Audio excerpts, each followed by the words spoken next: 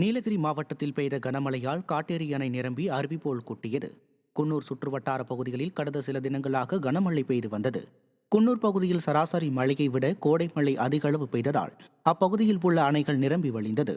அந்த வகையில் குன்னூர் அருகே உள்ள காட்டேரி அணை முழுமையாக நிரம்பி அருவி போல் கொட்டியது. ஆர்ப்பரிக்கும் அருவியின் ரம்மியமான காட்சிகள் காண்போரின் கண்களுக்கு விருந்தளிக்கும் விதமாக அமைந்தது. கோவை மாவட்டம் மேட்டுப்பாளையத்தில் இருந்து உதகைக்கு இயக்கப்படும் மலை ரயில் போக்குவரத்து ரத்து செய்யப்பட்டதால் சுற்றுலா பயணிகள் ஏமாற்றம் அடைந்தனர். நீலகிரி மாவட்டம் மேட்டுப்பாளையம் பகுதிகளில் கனமழை பெய்ததால் கல்லார், ஹில்கிரோ, ஆர்டர்லி ரயில் நிலையங்களுக்கு இடையே மண்சரிவு ஏற்பட்டு தண்டவாளங்கள் சேதமடைந்தது. இதனால் மலை ரயில் போக்குவரத்து ரத்து செய்யப்பட்டுள்ளதாக தெற்கு ரயில்வே நிர்வாகம் அறிவித்தது. இந்த அறிவிப்பால் சுற்றுலா பயணிகள் மிகுந்த ஏமாற்றத்துடன் திரும்பி சென்றனர். திருப்பத்தூர் மாவட்டம் ஆம்பூரில் வீட்டின் மாடியில் செல்போன் பேசிக் கொண்டிருந்த இளைஞர் மின்சாரம் தாக்கி உயிரிழந்த சம்பவம் சோகத்தை ஏற்படுத்தியுள்ளது. ஆம்பூர் இந்திரா நகரைச் சேர்ந்த இளைஞர் நவீன்குமார் தனது வீட்டின் மாடியில் நின்று செல்போன் பேசியுள்ளார். அப்போது கை தவறுதலாக மின்கம்பி மீது உரசியதால் அவர் தூக்கி வீசப்பட்டார். இதையடுத்து நவீன்குமாரை அருகில் இருந்தவர்கள் மீட்டு மருத்துவமனைக்கு அனுப்பி வைத்த நிலையில் அவர் ஏற்கனவே இறந்துவிட்டதாக மருத்துவர்கள் தெரிவித்தனர். புதுக்கோட்டை மாநகராட்சியுடன் 13 கிராம ஊராட்சிகளை இணைத்ததற்கு எதிர்ப்பு தெரிவித்து ஏராளமான கிராம மக்கள் நகராட்சி அலுவலகத்தை முற்றுகையிட்டு போராட்டத்தில் ஈடுபட்டனர். புதுக்கோட்டையை விடியா திமுக மாநகராட்சியாக அறிவித்ததற்கு எதிர்ப்பு தெரிவித்து பொதுமக்கள் பல்வேறு கட்ட போராட்டங்களில் ஈடுபட்டு வந்தனர்.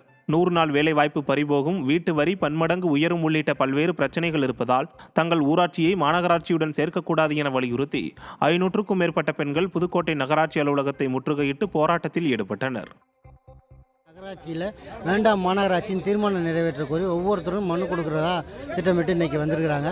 வர வழியில் பல்வேறு இடைஞ்சல்கள், பல்வேறு ஊர்களில் பேருந்துகள் ஊருக்குள்ளே வரல. இன்றைக்கி அடுத்து பார்த்திங்கன்னா வந்த மக்களை நீ இந்த ரோட்டில் போதீங்க, அந்த ரோட்டில் போதீங்க பிரித்து திருப்பி அனுப்பிச்சிட்ருக்காங்க. இது இந்த போராட்டத்தை ஒடுக்குகிற ஒரு செயலாக தாங்க கருதுகிறோம். இங்கே மக்களை ஒன்று சேர விடாமல் தடுத்துக்காங்க. தனிப்பட்ட முறையில் தங்களுடைய உணர்வை வெளிப்படுத்துவதற்காக இந்த நகராட்சிகிட்ட ஆணையர்கிட்ட ஒரு வேண்டுகோளை வச்சு. நீலகிரி மாவட்டம் உதகையில் வீடுகளுக்குள் மழைநீர் புகுந்ததால் குடியிருப்பு வாசிகள் அவதிக்குள்ளாகினர். உதகை மற்றும் சுற்றுவட்டார பகுதிகளில் கனமழை பெய்த நிலையில் உதகை அக்ரகாரம் குடியிருப்பு பகுதியில் மழைநீர் புகுந்தது. இதனால் குடியிருப்பு வாசிகள் வெளிவர முடியாமல் வீடுகளுக்குள்ளேயே முடங்கி கிடக்கும் அவலநிலை ஏற்பட்டது. விடியா அரசு மழைநீர் வடிகால் பணிகளை முறையாக மேற்கொள்ளாததே இதற்கு காரணம் என பொதுமக்கள் குற்றம் சாட்டினர். தென்காசி மாவட்டம் சங்கரன்கோவில் பேருந்து நிலைய நிழற்குடைக்குள் இருசக்கர வாகனங்கள் நிறுத்தப்படுவதால் பொதுமக்கள் கடும் சிரமத்திற்கு உள்ளாகியுள்ளனர். சங்கரன்கோவில் பேருந்து நிலையத்தில் பயணிகளுக்காக அமைக்கப்பட்ட நிழற்குடைக்குள் இருசக்கர வாகனங்களை நிறுத்தி வைப்பதால் பேருந்திற்காக காத்திருக்கும் பயணிகள் நிழற்குடையை விட்டு வெளியில் காத்திருக்கும் அவல நிலை ஏற்பட்டுள்ளது. இதுகுறித்து விடியா அரசு நகராட்சி அலுவலர்களிடம் பலமுறை புகார் அளித்தும் எந்த நடவடிக்கையும் எடுக்கவில்லை என பொதுமக்கள் குற்றம் சாட்டினர். திண்டுக்கல் மாவட்டம் சட்டப்பாறை கிராமத்தில் 200க்கும் மேற்பட்ட தென்னை மற்றும் மாமரங்களை காட்டு யானைகள் சேதப்படுத்தியதால் விவசாயிகள் வேதனை அடைந்துள்ளனர். பழனி அருகே மேற்கு தொடர்ச்சி மலைப்பகுதியை ஒட்டியுள்ள சட்டப்பாறை கிராமத்தில் விவசாய நிலங்களுக்குள் காட்டு யானைகள் மற்றும் காட்டெருமைகள் புகுந்து விவசாய நிலத்தில் இருந்த தென்னை மற்றும் மாமரங்களை சேதப்படுத்தியுள்ளது. இதனால் 10 லட்சம் ரூபாய்க்கும் அதிகமாக நஷ்டம் ஏற்பட்டதாக விவசாயிகள் வேதனை தெரிவித்துள்ளனர். அமராவதி அணை பகுதிகளில் யானை வழித்தடங்கள் அடைக்கப்பட்டதால் விவசாய நிலங்களுக்குள் புகுந்து சேதப்படுத்தி வருவதாக விவசாயிகள் குற்றம் சாட்டியுள்ளனர். சென்னையை அடுத்த தாம்பரத்தில் பாதுகாப்பு உபகரணங்கள் இன்றி தூய்மை பணியாளர்கள் குப்பைகளை அகற்றும் பணியில் ஈடுபடுத்தப்படும் அவலம் விடியா திமுக ஆட்சியில் தொடர்கதையாகி உள்ளது.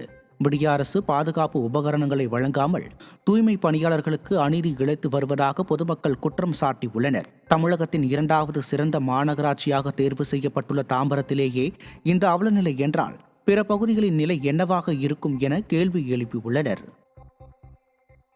சிவகங்கை அருகே கோயில் திருவிழாவை முன்னிட்டு வடமாடு மஞ்சு விரட்டு போட்டி விமரிசையாக நடைபெற்றது.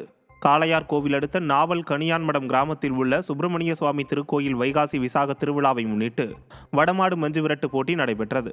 இந்த போட்டியில் சிவகங்கை, ராமநாதபுரம், புதுக்கோட்டை, திருச்சி, மதுரை உள்ளிட்ட மாவட்டங்களிலிருந்து 12 காளைகள் பங்கேற்றன. இந்த போட்டியில் 25 நிமிடத்தில் காளையை அடக்கிய வீரர்களுக்கும் அடங்காத காளைகளுக்கும் பரிசுகள் வழங்கப்பட்டது. இந்த போட்டியை ஏராளமானோர் கண்டு ரசித்தனர்.